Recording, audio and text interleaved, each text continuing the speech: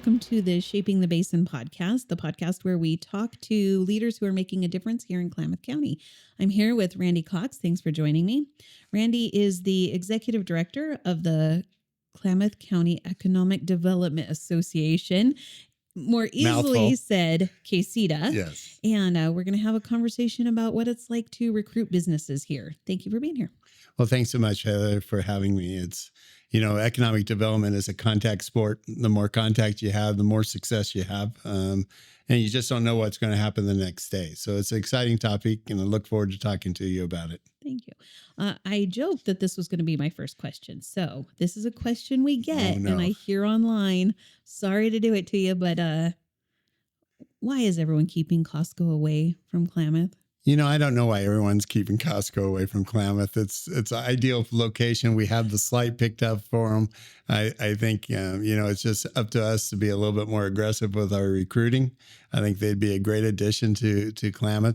But we also have to manage expectations. If we're working on something like that, we might not even talk about it because people already think it's a done deal. And every project is different in length, the time, the effort put into it. It's amazing what we have got with Amazon coming into town, Winco breaking ground right now, and Jersey Mike's, Chipotle. It's just exciting with the new Shiloh Inn and what's going to happen there. Just really good, exciting things happening right at the moment. There are. And I joked about Costco because we get that question once in a while. I always thought it was the chamber that kept them away. But no, I thought it was, I've heard that it's the commissioners. It might be, commissioners. Yeah. But really, I asked that question because I think a lot of folks out there don't really understand the process for getting a new business here. And we have, thank you for all that you've done. We've had some great wins. But what does that look like? How, just kind of walk us through the process of trying to get a business here. Well, I'm going to talk a little bit. We can stay on the Costco theme. Most of these companies that are looking to come into your community is looking for a secondary retail parameter that hits about 100,000 people. Right now our primary traded sector, retail sector area is about 72,000. Our secondary, when we include that, which would go all the way down to Tule Lake, Lakeview, Weed, and places like that, takes us up to about 89,000. So we're approaching that 100,000 mark. And the 100,000 mark is when we start getting more people looking at a community that can support additional businesses in town. I think some of these companies that we see right now, we mentioned a few already, they get in before you hit that number, because once you hit that number, it gets more expensive to enter in. And most of the locations are spoken for. So when you look at the recruiting companies, we look at economic development in a 3-pillar strategy. Recruitment and attraction, expanding current or local businesses, and then scalable entrepreneurships are the 3 pillars that we work on a daily basis. The most successful projects we'll ever do are the expanding current businesses, because we know the client knows us, and it's easy to work with them. We know what they need to move them forward. The highest risk is really the recruiting. It's usually the biggest bucket of both employees and capital investment, but it's the highest risk. There's about 3,500 companies per year that want to change locations or start locations in different areas. And there's about 35,000 economic development associations trying to recruit those 3,500 companies that are looking to move. So 1 out of 10 is really a great percentage, but I hate 1 out of 10. I'd rather be 10 out of 10. So, we look at companies that fit our assets. We won't look for companies that are heavy water users or have demands on resources that we don't have available. So we get better. I think we've really improved on not just saying yes to every company that looks at us. Look at those strategic companies that'll make a difference and impact and create diversity within our economic landscape. How much of your time do you spend out looking for companies versus when they come looking for us? We just started in the last couple of years doing cold calls to companies, and the cold calls have paid off. And it's sort of scary when you talk to a company like Winco and say, we'd really like you to be part of our community. And then saying, Yeah, we might want to be part of your community, but you made the overture. They didn't come to you. You went to them. I would say right now it's about 50-50, where we're reaching out and recruiting companies and or companies are calling us. I would say actually maybe it's more like 65-35. I would say more people are reaching out to us right now. I think we're on the map. And people know that Klamath exists and people are looking to enter into our marketplace. When you mentioned the one other piece of that economic development pie or stool, however you look at it, is expanding local businesses. Uh, what kinds of local businesses do you work with? Is there a trait or a size that you start working with? We really do not limit the size or trade. We focus mostly on traded sector businesses, businesses that will bring capital into our economy. But we work with all facets, from restaurants to hotels to traded sector businesses that looking to expand might need a new site to accommodate their expansion, helping recruit employees, looking at working with great partners that we have in Klamath Community College. Dr. Gutierrez is phenomenal in creating curriculum for these companies to expand. And then obviously Oregon Tech University is just another place where we develop talent here, which it helps us both in recruitment and expansion. Hmm. From how long does it take to get a company to come here? We're working on one project that we've been working on for 13 years. It started before I went to work at Casita, and we landed one after talking to them for 6 months, which was Amazon. And so, every project has its own incubation period of time.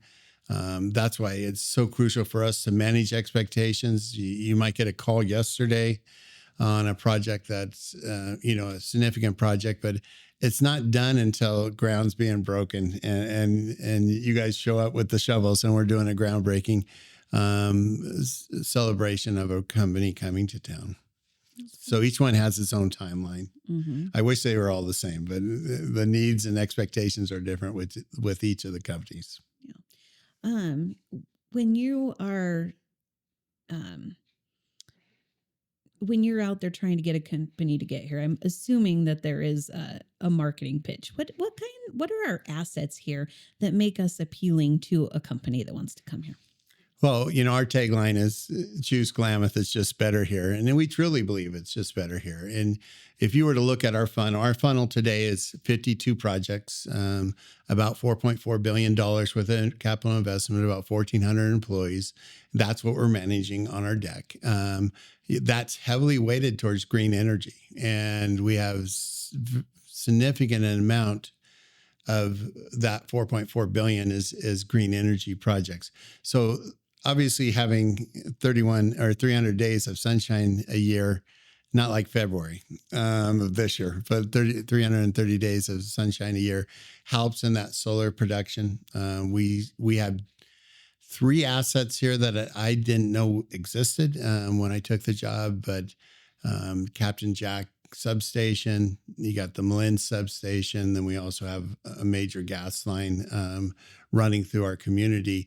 These 3 are major power incentives of people getting in. We can wheel power all the way from most southern part of California all the way up to Vancouver, BC. And that gives us an opportunity with the sunshine and the elevation to be really strong in green energy. So when we're looking at these, our pitch will be unique to each company that we're creating. If we're looking at a restaurant, we'll actually map out restaurants per capita, give them that information on where we think they'll be successful. If we're looking at green energy, we're going to be focused on the climate, the elevation, the temperatures, and the average days of sunshine to look at that. So you just talked about some of the great assets that we have here, but what are some of the challenges to getting a business here? The ones that we made 2 runs at 2 different companies, and we solved both the long-term strategies, but water was the biggest one. We have a TMDL limitation on the Klamath River that limits the amount of water we can pull from the Klamath River. And then when we re-inject that water into the Klamath River, um, it creates challenges on both the temperature, mostly the temperature of the water. We actually have worked with two significant companies on taking water from the Klamath River, about 2.3 million gallons a day, and re-injecting 2 million gallons right back into the river, which would be cleaner than what we took out. But the temperature may be higher than what the river is. Water is something that we have to be very cognizant of and understand. And when you're looking at companies like paper companies, you're looking at data centers, you got to understand water comes with those challenges. And so those are the biggest challenges that we see in grabbing. We don't have enough industrial land either. I'm sorry, I switched really quick on that one. It just hit me, but we're lacking in industrial land to really secure, or shovel-ready industrial land is probably a better definition. We have industrial land. We have one of the biggest industrial plots in the state of Oregon that's coded industrial, but it's not shovel ready. And some of the other places have shovel ready, where you just plug into the curb, you're ready to go and build a building. Yeah. At the chamber, and oh yeah, go ahead. I'm sorry about that, Heather, but one of the areas, and hopefully we won't make your audience upset about this, but if you type Klamath Falls into your website, it's going to come up with 22,000 people. And we've had companies call us and say, you're just not big enough to employ our 300 people that we need to employ in this business. And I tell them, we'll put in Klamath and Altamont, and that number will come up close to 45,000. Altamont's actually bigger than the city of Klamath Falls. That divide is really challenging when you're trying to recruit companies. And we lose a lot of options because they just type Klamath Falls in, and not knowing that Altamont is actually bigger than Klamath Falls with 23,000 people. So that's one of the challenges. And if you go to Choose Klamath website, we've actually incorporated both of them, so you can't get Klamath only. It will be both of them. We'll show the population of 45,000 so that companies don't get scared away because we won't have enough employees. I'm glad you mentioned that. Actually, I get people that call and ask where Altamont is. Is there anything we can do about that? I don't know that you or I could do anything about it, but I think it's a dollar and cent thing. It's a dollar per thousand thing is what keeps it from being incorporated in part of the city of Klamath Falls. The different tax rates between the city of Klamath Falls and Altamont is fairly significant, and that would have to be addressed. And someone would have to come to a solution that would put a medium in between both. Like someday to see that happen, but we certainly don't shy away from it not happening. This is a side note, but do we know how Altamont became a town when you Google it? I don't know. It's funny. We have a number of non-incorporated cities in our county. I don't know how that happened, but it did. Note to self, have the museum on. Yes, And we'll yes. get one of them to explain it. to Yes, us. exactly. But thinking back about people that are Googling our community with the idea maybe of moving their community here. One of the things that we talk about often is Klamath's reputation online. Does that ever play a part in the people that you're talking to? Do they Google and maybe see some negative things out there? We spent about a year and a half writing articles and contradicting those negative things, because unfortunately those negative things come up because people want to be haters, and we actually are blessed to live in a community like this, and we want to make sure the right message gets out. If you look at our population growth, our population growth has exceeded what Portland State thought would be in 2030. We've already overshot that estimation, or that estimate. If you're 45 and older, you're coming to Klamath Falls from outside the state of Oregon. If you're 44 and younger, I happen to fall into that category, you're actually coming from within state. Our migration has been really strong. It's been one of the strongest communities across the state of Oregon in regards to population growth and migration growth. It's nice to see these 44 and youngers, people migrating back from within the state. That's your workforce for the next 20 or 30 years. And it really should build up people's aptitude to come or encouragement to come to Klamath Falls and be part of it. Said I'm When you're all thinking about about it. economic, Yeah, I'm all about it. Said I'm all about it. Yeah, yeah, yeah, yeah, yeah, yeah. Said I'm all about it. Yeah, I'm all about it. Said I'm all about it. Yeah, yeah, yeah, yeah, yeah, yeah, yeah.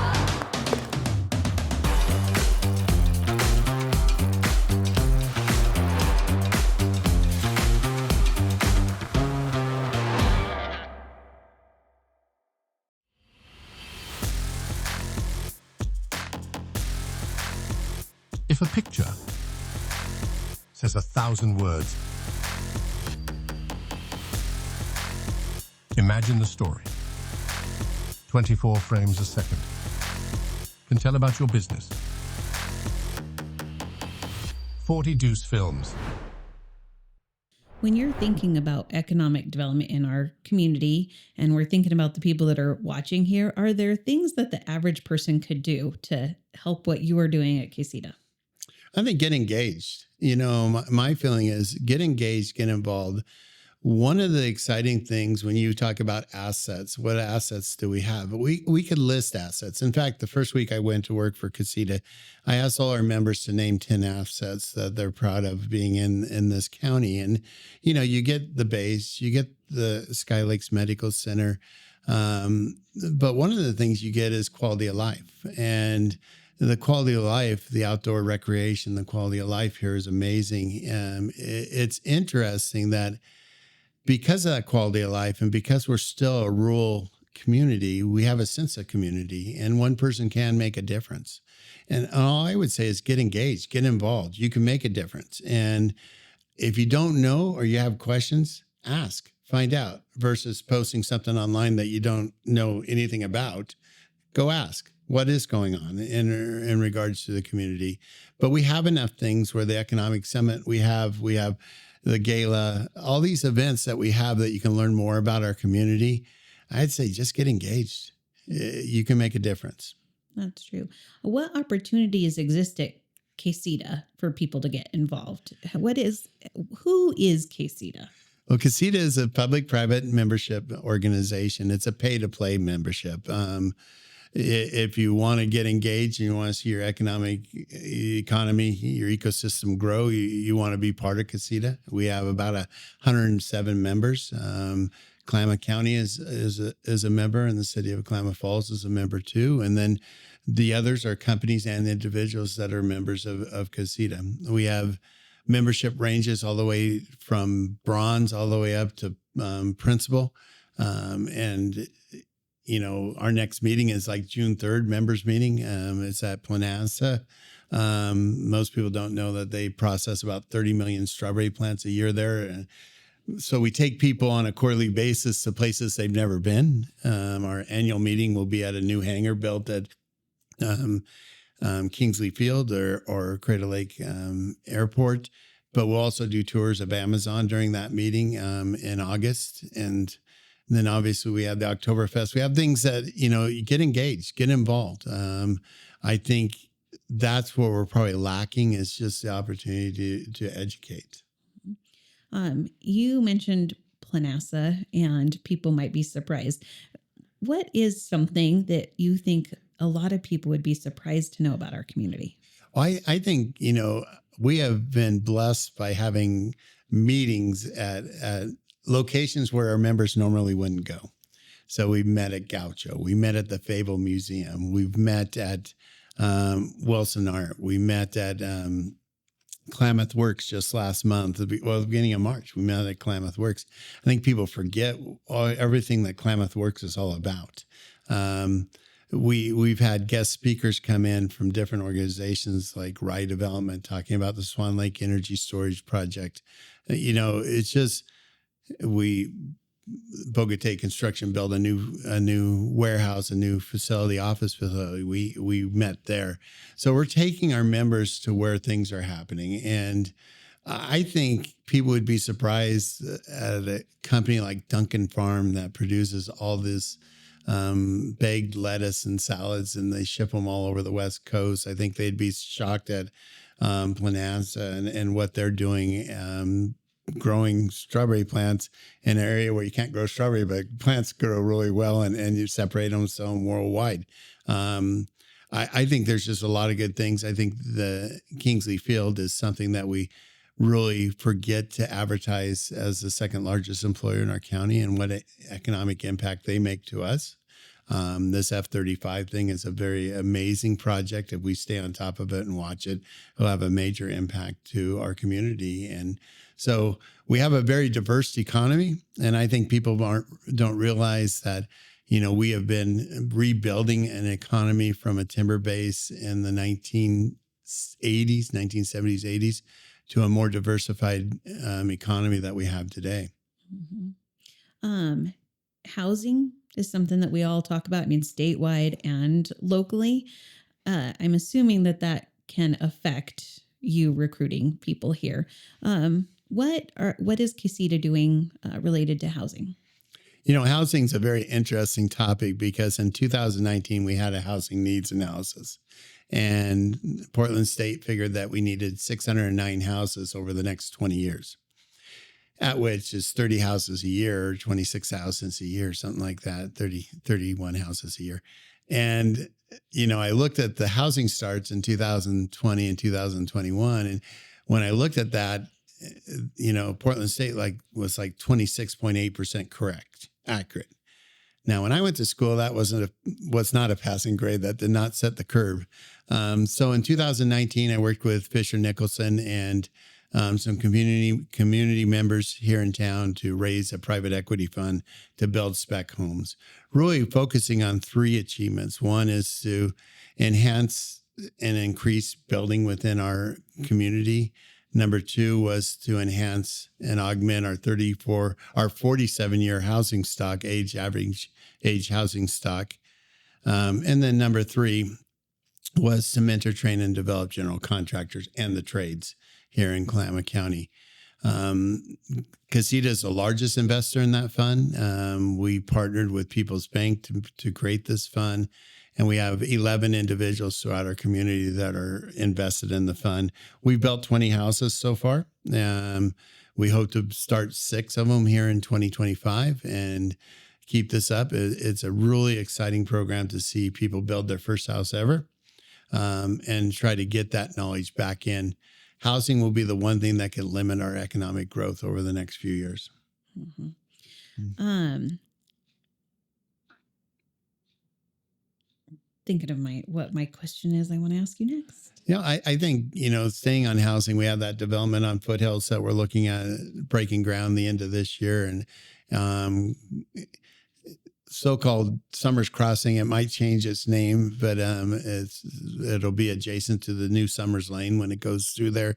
It should have 150 or so houses, and it'll be mixed use. It'll be multifamily and also single family, but also have a community center right directly across from Steen Sports Park. So you'll have your own workout center right across the way. We see Bates Home building houses up in Ridgewater.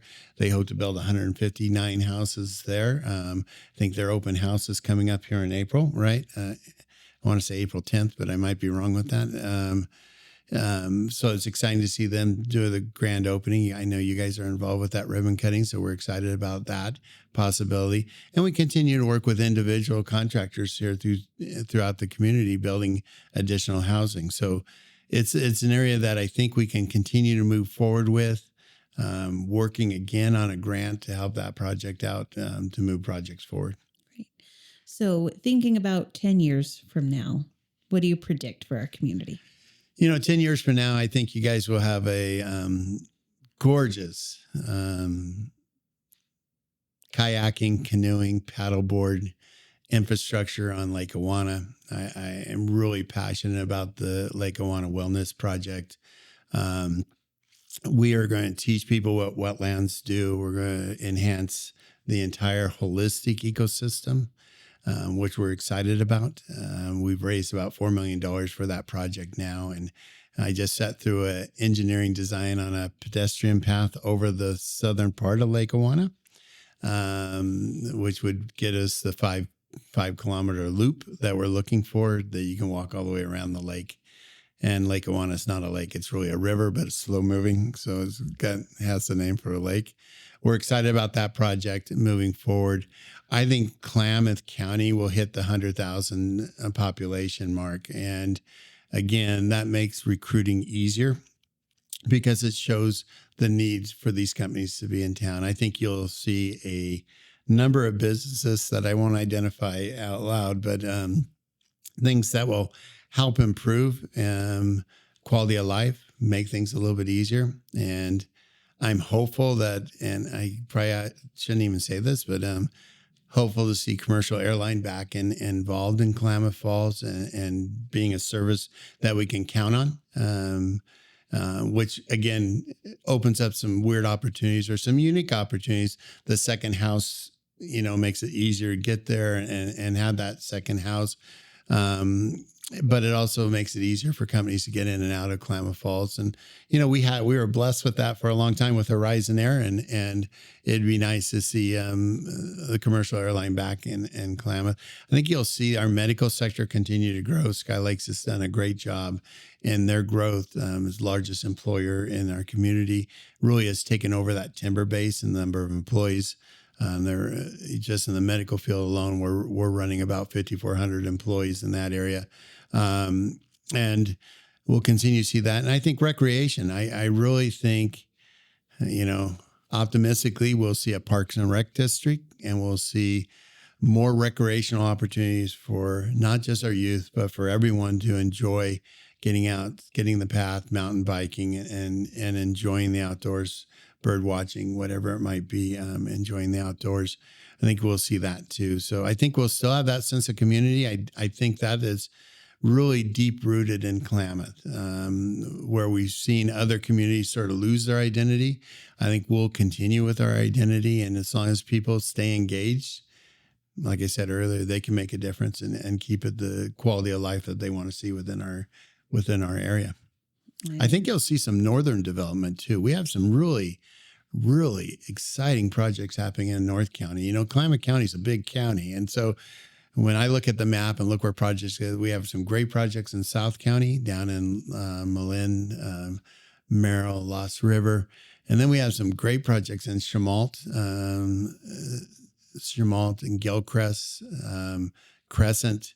Just some great projects there. We've had a really exciting timber company purchase the mill there in Gilcrest Forest Products, the Nyman family. And they've been very great to have in our community. Again, a privately held business up there. So our whole county's being affected right now, and which is actually a lot of fun. It's not just in one area. So I think you'll see some more expansion. And maybe we'll see 4 lanes on more parts of 97 in 10 years too, which would be really good. We keep saying that in Salem every year we go. That'd be really good. I love that outlook, and I thank you for the efforts that you put in. Fun, in our second episode of this podcast, Kelly Minty, when I asked her what she was most excited about for our community, the Lake Ewana project is what she came up with. And then in our interview with Mike Angeli, he was talking about what an asset Lake Ewana is and changing our mindset around it. And so I think that project that you're working on is going to be great for our community. So thank you for your time. I have 3 quick rapid fire questions at the end, but okay. I'm going to add a 4th. Do you have something else you wanted to add before I ask you? No, go. All right. So I know people want Costco, and I've heard Panda Express and Chick-fil-A and In-N-Out. But if Randy could have any company here, what would you want? What do you want here? I think what I'd really like to see here is capitalizing on both Oregon Tech and KCC and seeing tech health develop. And we'd be looking at medical device manufacturing, companies that are really adding value on the upper end of advanced manufacturing. And I'm not choosy. I'd take anyone. I mean, we are choosy, but, data centers, more green energy projects, But I think that advanced manufacturing and corporate headquarters in Klamath Falls, again, we enjoyed that for a number of years. And we sort of lost that. It's nice that we have, a dozen or so corporate businesses here, but I think foundationally a corporate business puts people into the area that will invest in the area because that's where their business is at. So we'll continue to look at that too. Parks and Rec would be very high on my list. Love to have a Parks and Rec in our community, but business-wise, advanced manufacturing would be great. And I think we have some companies looking. We just need to move that forward. Okay. If I gave you $250,000 and you had to use it by the end of the day to make a difference in our community, what would you do with it? See, that's a tough question. If I had to use it by the end of the day, I mean, I'm really sold on this Lake Awana Wellness project. But that won't be done by the end of the day. But I think it's a project that is worthy of an investment because it's a holistic ecosystem project where you get people out walking, you're helping the waterfowl, you're helping the birds. I mean, you're helping all the birds and fish habitat. That's why I like that particular project. But $250,000 today. Yeah, I don't know. That's sort of bad. I should know that just like the top of my head. But I'm not sure. There's I'd probably probably invest a in part it. of the Lake Ewana project that you could move forward. Oh yeah, we and developing the trail on the Lake Awana project, and that's something that's high on our list that we could actually start in 2025. I think investing in housing too, and we work a lot in attainable housing, which is a little bit different than affordable housing. It really is that first house for the median family income that can afford that first house. It's not a subsidized house. It's really learning how to build equity in something and seeing it appreciate. And I know your son just went through that. It's just exciting to see that. And that first house is a very important step in regards to building wealth. I agree with that. All right, last question. If you were going to put a message on a billboard in Klamath, what would it say? It would say, choose Klamath. It's just better here, and we're open for business. So that's what it would be. Thank you for your time, Randy. Absolutely. And thank you to our sponsors, Running Y Resort and 40 Deuce Films. Give us a like, share, follow, and we'll see you next time. Thanks so much.